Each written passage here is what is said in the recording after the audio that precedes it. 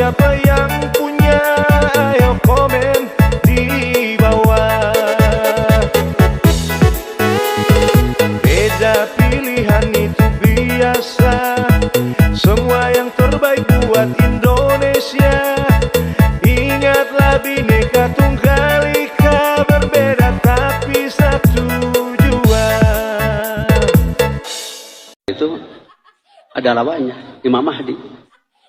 Tuh, lawan Dajjal itu Imam Mahdi. Itulah maka Abah sudah deklarasi 2024 memenangkan Anies Baswedan, calon presiden 2024. Kenapa? Imam Mahdi. Iya. Ini a'lamu minallah malaka. Semua sedunia kalau haram tidak mendukung Anies untuk presiden Indonesia 2024, Dajjal. Imam Nabawi, Aqsa, imam-imam seluruh. Kalau tidak memenangkan Anies Baswedan untuk presiden 2024, Dajjal. Karena Imam Mahdi, siapa Imam Mahdi? Profesor Dr. Anies Rashid Baswedan. Itu Imam Al-Mahdi, Al-Imam Al-Mahdi. Profesor Dr.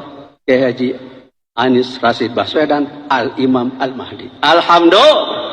Itu ada lawannya, Imam Mahdi. Tuh, lawan Dajjal itu Imam Mahdi. Itulah maka Abah sudah deklarasi 2024 memenangkan Anies Baswedan, calon presiden 2024. Kenapa? Imam Mahdi. Iya. Ini a'lamu minallah malaka.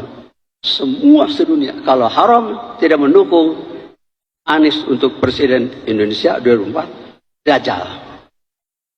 Imam Nabawi, Aqsa, imam-imam seluruh.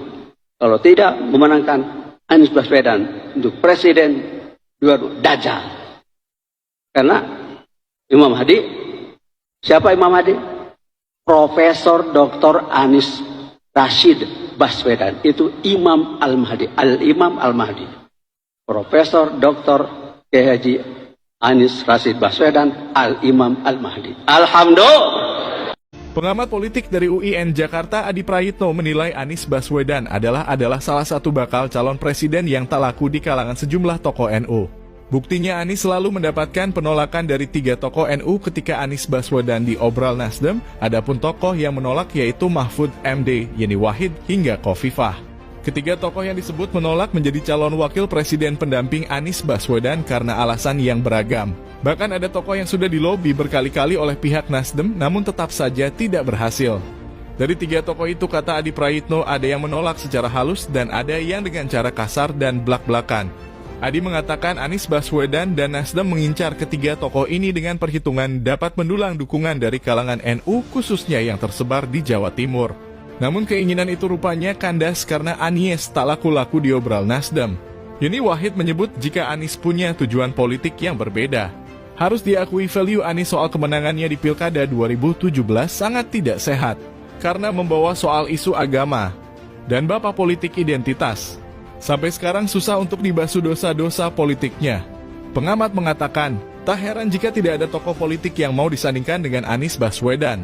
Alasan terbesarnya adalah dikarenakan tujuan politik Anies yang tidak jelas dan cenderung ekstrem karena seringkali mengorbankan nama baik agama demi meraih popularitas. Kapak,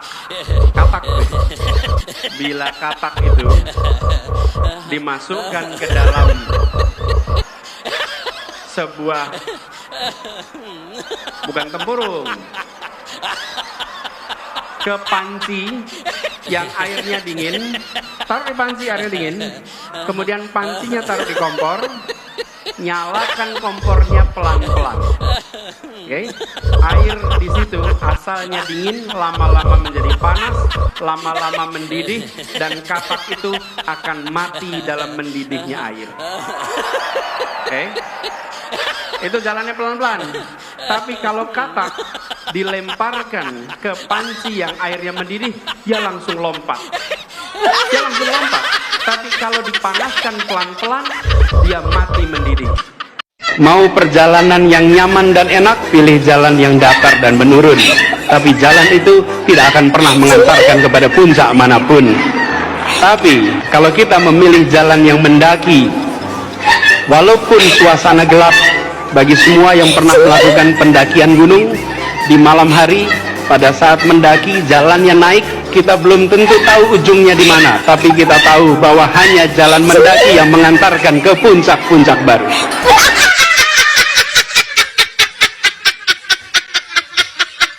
Mau perjalanan yang nyaman dan enak, pilih jalan yang datar dan menurun, tapi jalan itu tidak akan pernah mengantarkan kepada puncak manapun. Tapi kalau kita memilih jalan yang mendaki, walaupun suasana gelap, bagi semua yang pernah melakukan pendakian gunung di malam hari, pada saat mendaki jalannya naik, kita belum tentu tahu ujungnya di mana, tapi kita tahu bahwa hanya jalan mendaki yang mengantarkan ke puncak-puncak baru.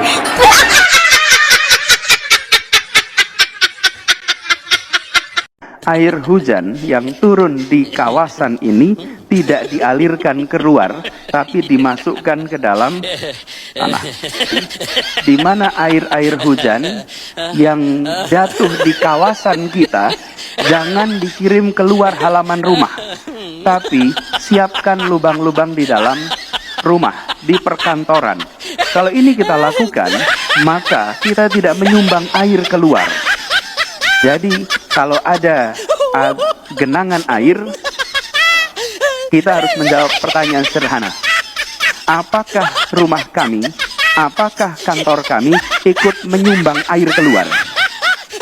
Kalau masih ikut, tolong dihilangkan sumbangannya. Sampaikan ada 3 level di dalam manajemen pengelolaan kebijakan publik. 1, gagasan diturunkan dalam bentuk narasi supaya bisa dipahami oleh semua, sehingga visi itu diketahui secara sama, simetris oleh semua. Lalu ketiga adalah eksekusi, karya. Karena itu ketika menjadi 3 kata, katanya adalah gagasan, narasi, karya.